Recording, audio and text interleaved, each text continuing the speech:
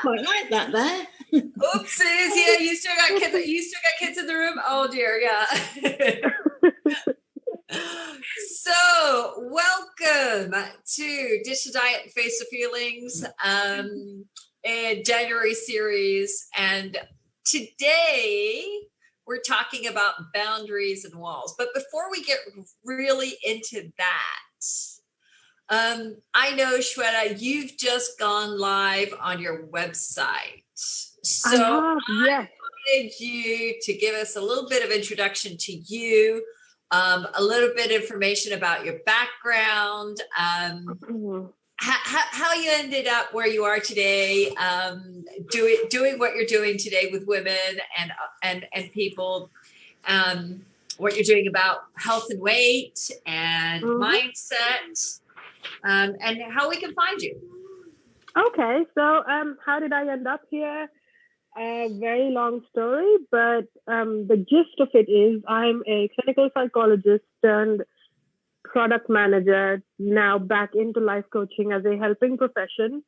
Why did I leave psychology 7 years ago? Because I was very disillusioned by the NHS.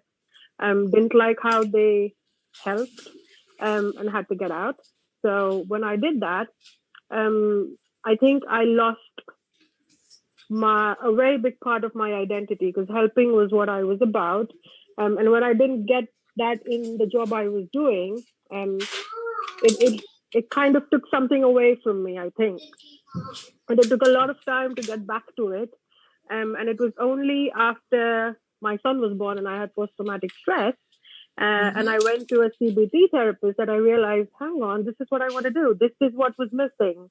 And it all kind of clicked in place. And then I went on to Udemy to see if there was a certification I could do to kind of solidify what I already knew with CBT and stuff. So found Kane's course, found ecology, found the PMP group, found my tribe. So that was awesome. Found all of you with it. And then once I did find that, and I did my life coaching certification, I also did the NLP practitioner course.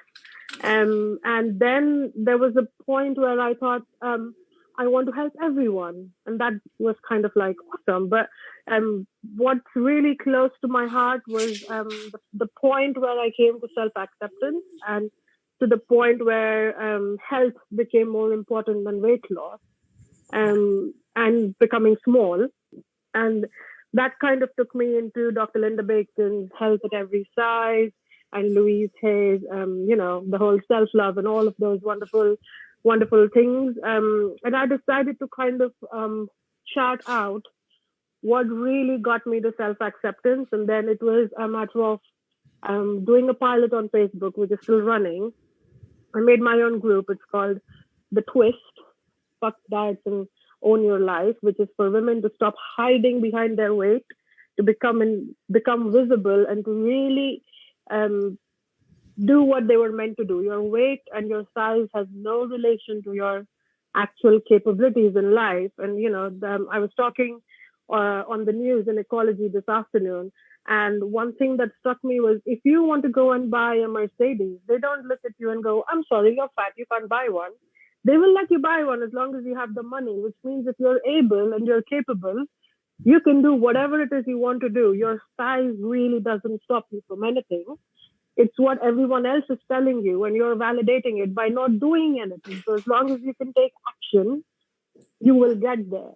And what I want to help women do is I want them to find themselves, because I genuinely feel like we don't know who we are, because we live on the external. We're constantly firefighting with the world, trying to prove them wrong without knowing who we are at the core. So to find yourself and then to kind of understand what it is you want to do in life, I think that journey then takes you to getting out of your limiting self-belief, really understanding what your vision is, what is it that you're really passionate about, and how you spend so much energy just controlling food and, exercising and torturing yourself, when movement can be fun and food can be nutrition. And when you just get these ideas in your head and you get these concepts right, you can focus all that extra energy onto real stuff. Because there's a lot of research that says women waste up to 31 years of their life dieting, which is just ridiculous. Yes, there is a lot of research that says women spend 31 years of their life dieting. And I am 31, so I don't want to spend any more time even thinking about all this. I'd rather, move on and get other women to really just do stuff.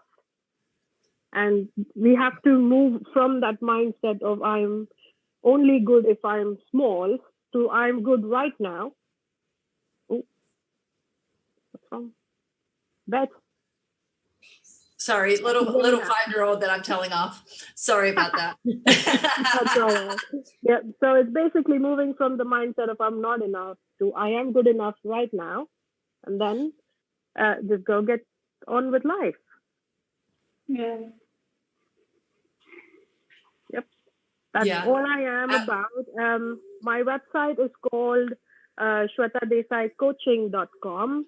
My Facebook group is called Shweta Desai's Life Coaching with a Twist. And my group is called The Twist, Fuck the Diet and Own Your Life. So I will put all those links because they're a lot longer than my name. Yeah. So okay. I will do that. Okay, perfect. So we'll put all of those links into the comments on this. Absolutely. Yep.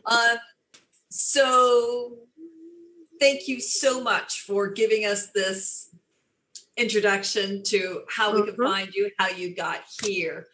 Today, like I said, we're talking about boundaries and walls, which I think actually is a great topic to come off of that introduction. Yep.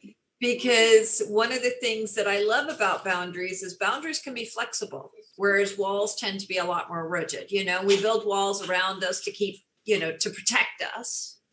Yep. But unfortunately, they also keep us in, and we become our own prisoner to those walls, as opposed to with boundaries, we can choose to move them as we grow. Okay. And they allow for that growth. They're malleable. They help us define who we are and who we aren't. So really, last week we talked about I am worthy. And part of that was I am worthy to be able to say no. Yeah. And so today I really wanted us to dive into setting healthy boundaries and boundaries that we respect ourselves, as well as, boundaries for our relationships, not just, and one of the things that we were talking about last night was even when it comes to exercise and things, your goal may be fit and healthy, but your plan changes from week to week according to how your body is. The goal doesn't change. The goal is fit and healthy. And so, one of the reasons why we have boundaries is because that can be flexible to allow us to move with that, how we're doing. Okay. So I'd really love us to dive in. And Sammy D, what would you recommend to someone that's coming to you feeling a little bit, unsure about how do I do this for myself? Well, I think what everyone needs to understand is that when you're really overweight, excuse me, over time you build up a wall. Mm-hmm. And the wall is to protect yourself from, perceived judgment from other people. And you build up a wall about how you can look, by only, wearing black or, those kind of things. So the first thing that needs to happen is that those walls need to come down. Mm-hmm. And then the concept of boundaries can be introduced to a more positive person. Yeah. Because otherwise you're just going to be talking at a wall. Yeah.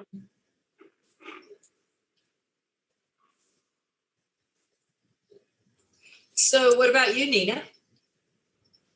Well, I agree with what she said, and I think that what you mentioned, that we need to set boundaries with ourselves first, also makes so much sense, and it's the foundation, because everything that we have outside happening, it's just a reflection of what goes inside, and if we are not able to respect ourselves and our own boundaries that we set for ourselves, there is no way that we will be able to set healthy boundaries for others towards us.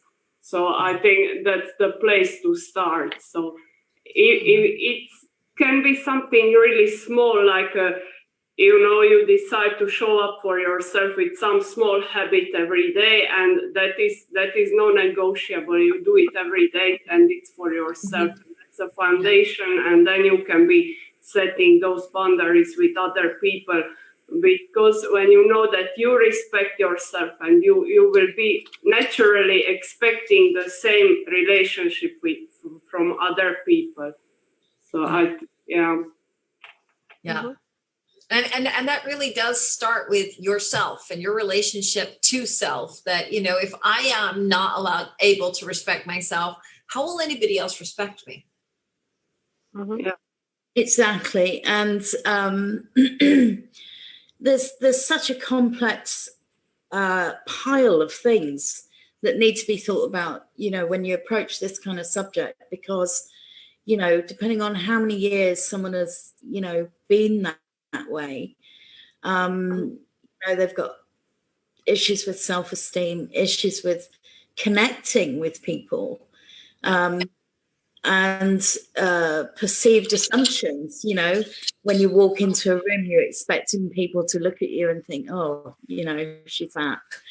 So you kind of impose those walls that go up to try and protect yourself against beliefs that you've made up yourself. Yeah. About what people think of you, and it's really difficult to, get that wall down. I'm trying to think what the epiphany was for me, really. One of the things that helped me was to say, what other people think of you is none of your business. It's not your problem.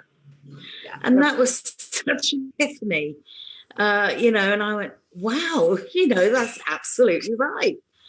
Not my problem what others' opinions of me are. It's my opinion of me that really counts. So, yeah, I think that should be worked on first. And in terms of boundaries, it's weird because you kind of expect other people you're around to set boundaries because of how you perceive yourself to look. So, for instance, I won't hug that guy because he probably won't want me to, or something like that. Yeah. So you kind of assume that other people have boundaries towards you. Right. And is that you building walls? Yes. As opposed to boundaries. Yeah. And no matter how open you kind of pretend to be, unless, that is addressed, then, you're never going to truly connect with people. Yeah. Yep. And I think it's that conflict where you want to connect, but you're constantly doubting, is this person really nice to me because I'm fat? Is this sympathy or is this friendship? Or, there's so much that goes on in there. And it's... Yeah. Are they being nice to me because they feel sorry for me? Exactly, yeah. And then it also gets to a point where you're just like, you know what, I just can't be asked. I'd rather just sit at my desk and eat my lunch and not go for the team lunch, because what do I order? If everyone's ordering fries and I want fries, does it mean that they're going to judge me again? Am I judging myself for having fries? And then, I just rather not go out.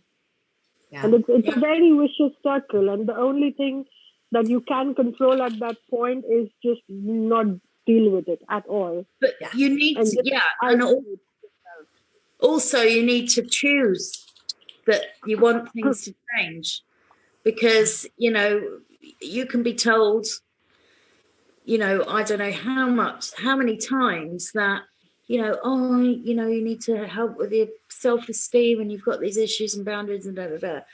Unless you actually acknowledge and take responsibility for the situation that you're in, then again, you know, nothing's going to happen. So for me, it was changing the perception of myself from I'm fat to I'm actually pretty fucking fantastic, but I happen to be, you know, carrying a bit of extra baggage.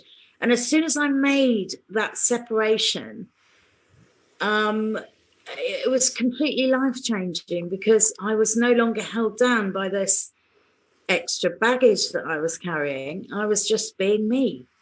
And so that really helped with walls I'd built up over time. Okay, so this kind of takes me on to a question that Sarah Whalen's asking us. What can you replace a wall with, and what steps can you take to tear down a wall? And I think we should start with the second one. What steps can you take to tear down a wall, and then go on with, and what do you replace it with now that you've torn it down? I think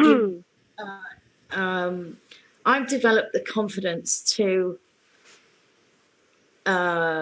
develop healthy boundaries. Now, for 20 years, being fat, doing just about every single diet known to human species, you know, you kind of, it's kind of difficult to kind of say, okay, that wall's down.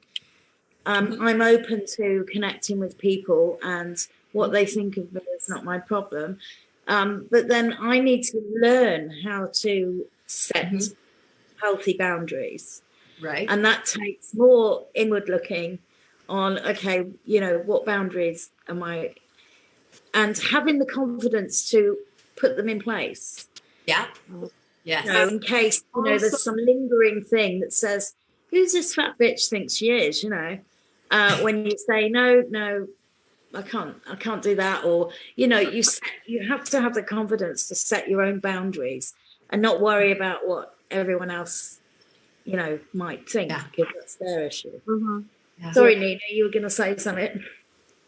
Yeah, I just wanted to say that also it's important to know what is that wall all about? What are the bricks in it? It can be fear, it can be jealousy, there is so many shame, guilt, and so on. So once that you know what is the wall built of, then you can take it one by one. And that awareness is, I guess, the first step, because if you don't know what is it about, then you can't break it. Right.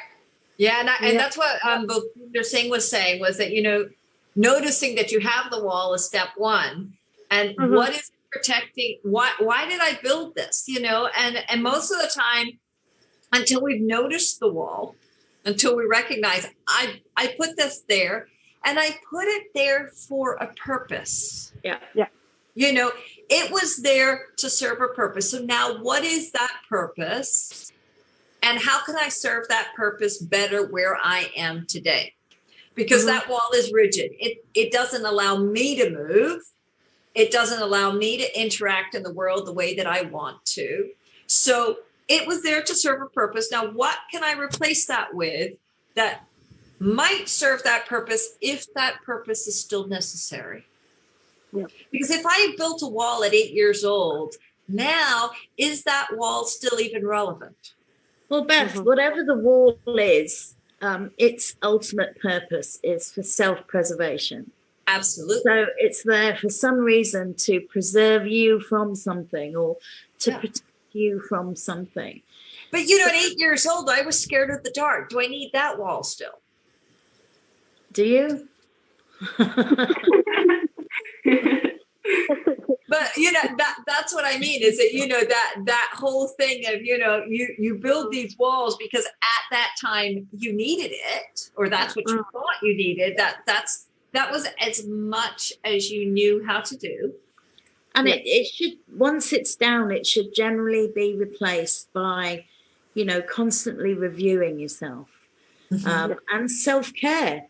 I mean, you have to know yourself and recognize when, you might be putting some more bricks in place.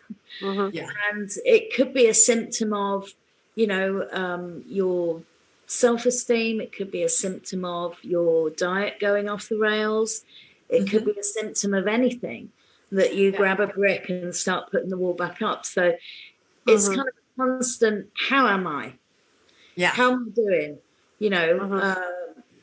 And to be self-aware, know. Yep. Yeah, I think it all ties in very nicely if you know what to replace a wall with. So for me, a very big wall was just food. Everything that I was denying myself, I found in food, because food never said anything back to me. I could just, I could just. It doesn't criticize you either. It's the same with shoes and handbags, but yeah, go on. And it wasn't. It could be anything as long as I could eat it. I didn't care if it was healthy or not healthy or whatever. It was just easy, and it. I didn't have to face anything else if I had food. So when food was out of the equation, there was a whole process of actually getting to a point of, okay, I forgive myself now. I've taken responsibility for all that I've done. Now, how do I rebuild myself to come to a point where, one, I don't need food in that way anymore. And the second thing is, how do I communicate this to everyone who's not seen me as a person for a very long time? Because once you build a wall, you've shut a part of yourself off. And then when you start showing up, for a minute, people don't know what to do. So again, absolutely, who is this person and where did she go? I mean, where's the Shweta that I know go? Yeah. And then it's a matter of, well, now there's an odd reaction. They're not validating me. Do I go back to food, or do I recheck and see what it is that they need from me?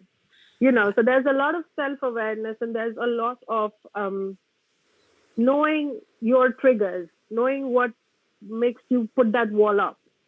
Right. And it's not a wall that goes up over day. Sometimes a wall can go up in an instant. Yes. Oh, yeah.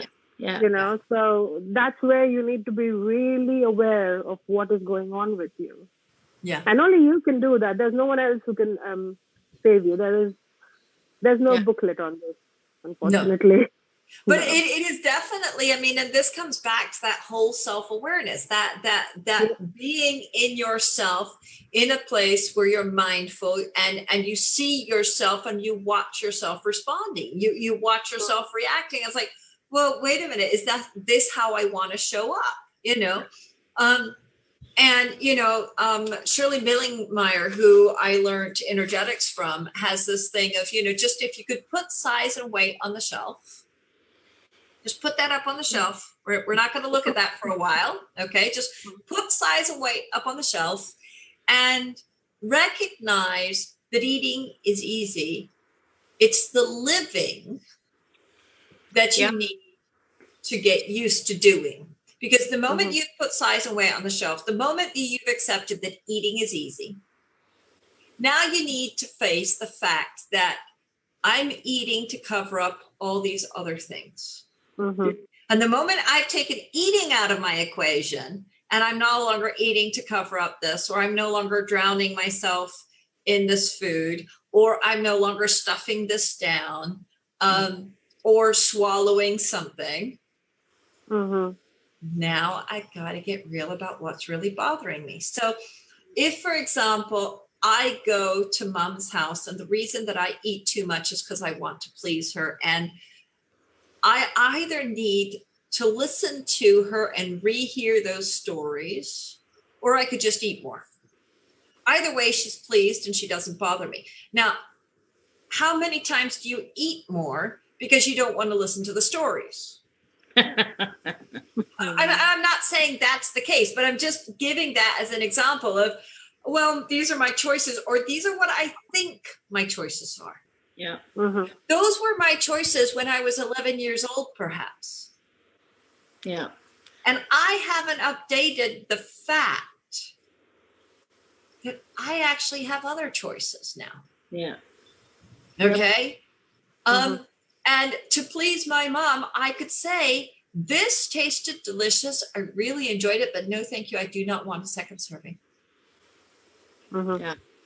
You know, because if I would tell her it was fine, but I don't need a second serving, she wouldn't take offense.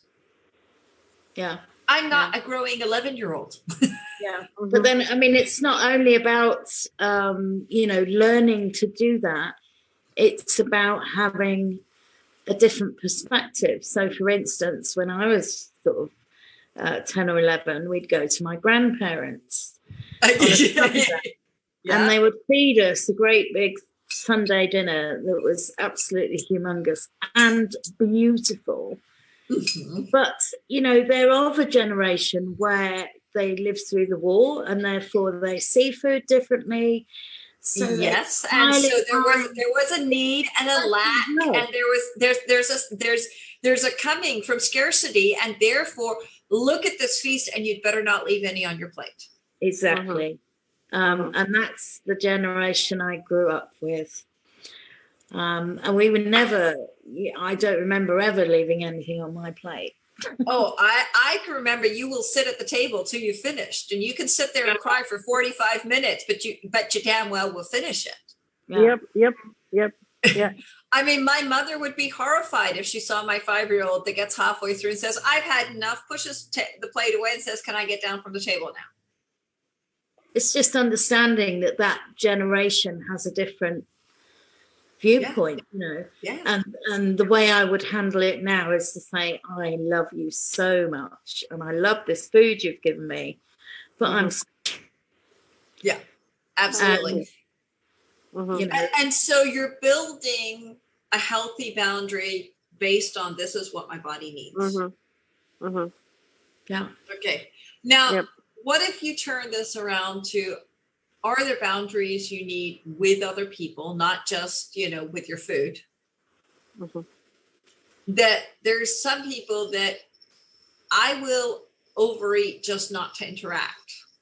Or there's situations where I need to set up a boundary that I'm not going to even put myself in that situation because I don't want to be there. I don't want to be in that situation where I'm going to make a stupid decision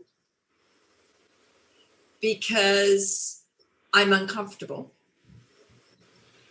And therefore, I'm not making good decisions of taking care of myself. I'm just taking the quickest and easiest exit, even if it's going to wind me up in trouble. And then what? And then what? Exactly. So then the question that, come on, Nina, we would love to hear from you on this discussion as well. Where and how are we advising clients with boundaries versus walls? Well, I would say that the first step is to be aware of all the triggers, because there are so many triggers that people use as that they need food to cope with that. And it can be other people and situations and anxiety and stress, and it can just be boredom, when you don't have anything better to do, then you go to eat. And I know this because that was my thing for a very long time. I've been there. So once you identify all those triggers, and that takes time, because if you spend like 10 years or more, it doesn't matter, just eating out of habit, when that triggers you are not even aware of it, that what's going on. Just when you start, and then you are, you can start a food journal and so on, and see exactly what thoughts bring you to eat. And that is when you can be like, okay, what can I do instead? Can I say no? Can I leave the room? And if it's needed, you can just leave the situation, because You need to be your own priority. There is nobody else who will make you a priority. Everyone is the, number one for themselves. So when you need to leave the situation, just leave. And if you are bored, watch Netflix without food. Yeah, I mean, I know for me, when I started the whole energetics process, and we were supposed to, every time we were going to eat something, we would make a note of what was our emotional state, what was our hunger state at the very beginning of eating. And I would literally find myself with the fridge open going, what am I doing here? And I would close the fridge and I'd go sit back down at my desk and I'd be staring at a blank page, and I would find myself with the fridge open again. And it's like, how did I even get here? Yeah. I mean, then I discovered, after a day of this, I wouldn't have gotten anything out of the fridge, but the fridge is open and I'm looking and it's like, well, wait a minute. I don't have anything I want to write down. I'm not actually physically hungry. So I think, then, of course, the question is, what am I hungry for? Yeah. Okay. I'm obviously looking for something. What am I looking for? Mm-hmm. I'm not looking for food, but I'm looking for something. And I think, because I've trained myself, that I'm going to find it here in the fridge. It's not in the fridge. Where is it? Yep. It's on the treadmill, Beth. That's where you'll find it. For me, it was, that's one of the things. Our bodies are craving movement. And so, of course, yes, there's that. But to me, it was also the craving of creativity and the need to just get started. Yeah. And our gut holds our motivation and our movement. And I was looking for that trigger to get started. Yeah. So it's really, but when you set that boundary, and my boundary was just a piece of paper. That's all the boundary was a piece of paper. If you have to write this down when you're going to eat, you have to write it down. Okay. And it was just a simple boundary. It was so simple. I mean, another one, it doesn't have to be a written boundary. You could say it out loud. I mean, what works for me, first of all, recognizing your trigger, as Nina said. And while she was even talking, I discovered one of my triggers is basically walking past the damn fridge. Yeah. That is the trigger. Why don't you because I cannot walk past the fridge without opening it, right? So checking the live. I think she's just checking whether or not she needs to clean it. That's all. Yeah. If the light's working. So, I mean, it doesn't necessarily have to be a written thing. What I find with me is that if I've got my head in the fridge, I say out loud, what am I choosing here? Right. Instead of it being an automatic behavior, I'm kind of saying, am I choosing this? Am I hungry? Do I need this? And that works. And instead, I surround myself with bottles of water. Right. Yeah. That's one of my things now is every time I'm sitting down at the computer, I bring with me a glass of water. And I automatically, I've drunk it. And that is my start. Okay, so I've started, And, boundaries are about what do I or don't I deserve? What do I need? And why is this important to me? And it's that sense of my right to determine what is important. It's my right to determine what's important to me, because it's a value. It's something that I value. So why don't I get to say what I value? And so what I think is healthy about boundaries is that, I'm getting a say in this, as opposed to, when it's a wall, I don't actually have a decision anymore. That's just rigid structure there. And I might have chosen that wall 20 years ago. I might have chosen it 5 years ago. I might have chosen it a week ago. But Mhm. it doesn't allow me to choose today. Yeah. So, in terms of this whole boundaries and walls subject, it's the walls that need to come down first. What would you ladies recommend someone does first? Because to me, it's literally just wake up and say, I'm okay, I'm good. And then, to get that sort of internal conversation going.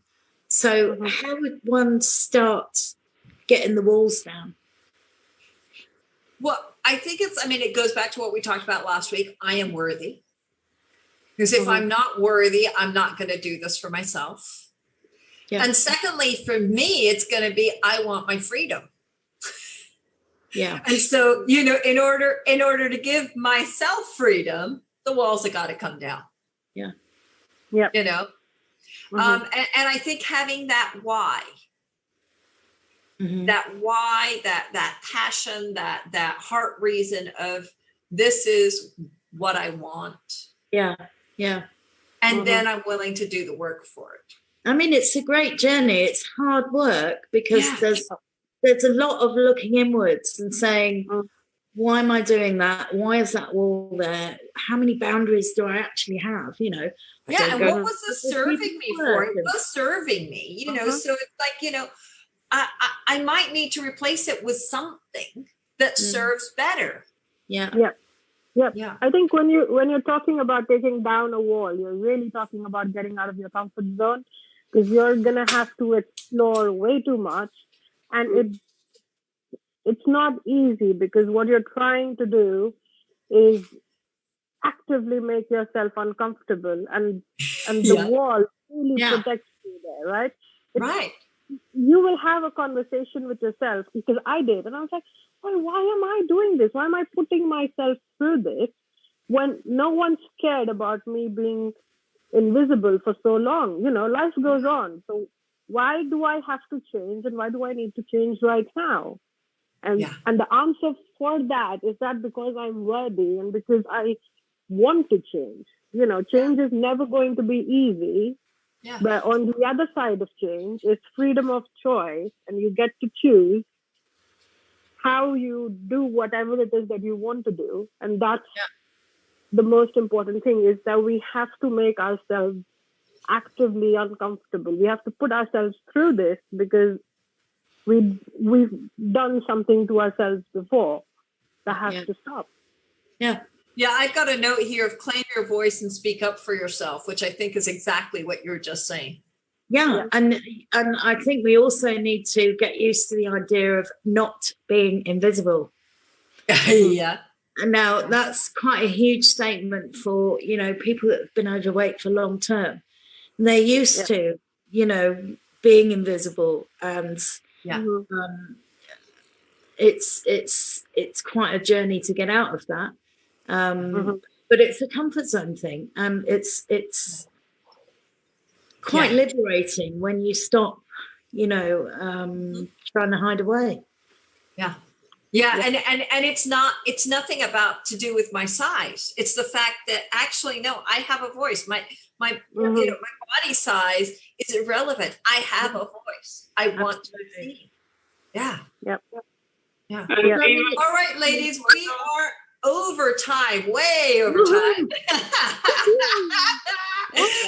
Yeah. So just wrapping this up. Any final comments, final advice? Nina? Just start. 1 meal at a time, one trigger at a time. And it's a long journey, and it goes shroom, shroom, shroom.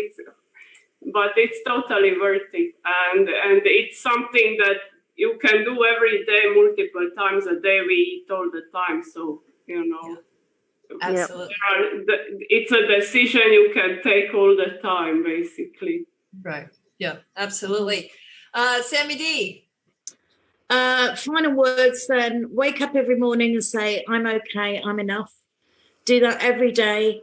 And then that will open you up to, getting the walls down and setting healthy boundaries.